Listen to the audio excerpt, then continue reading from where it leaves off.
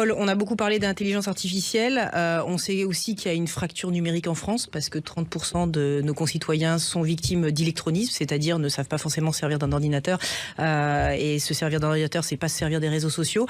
Est-ce que pour vous, l'IA, l'intelligence artificielle, est une opportunité ou alors c'est encore une menace qui fait que ce trou va continuer à s'élargir? C'est les deux.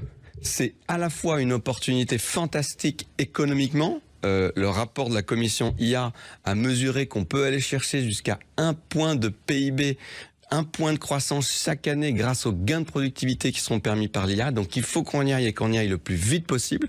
Mais attention aussi, bien sûr, on commence à voir une fracture sur l'intelligence artificielle parmi nos concitoyens. Il y a 15% de nos concitoyens qui sont déjà allés à fond sur les outils de l'intelligence artificielle, qui les utilisent dans leur quotidien, qui les utilisent dans leur emploi. Ça a un impact très fort pour eux.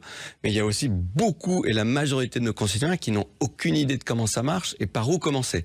Et donc, il faut absolument qu'on accompagne, qu'on lance un grand plan de formation pour tous les Français pour les accompagner sur les outils de l'intelligence artificielle. Je le dis très concrètement, de la même façon qu'aujourd'hui pour un salarié, savoir utiliser des logiciels comme Excel, PowerPoint, Word ou savoir parler l'anglais, ça a un impact très important sur leur capacité à avoir tel ou tel type d'emploi ou pour progresser dans leur entreprise. Et bien dans les mois qui viennent, la capacité d'utiliser les outils de l'intelligence artificielle aura le même impact pour être capable de progresser ou d'avoir tel ou tel emploi. Et donc, il faut que massivement, on accompagne les Français et qu'on les forme. C'est le travail qui est devant nous.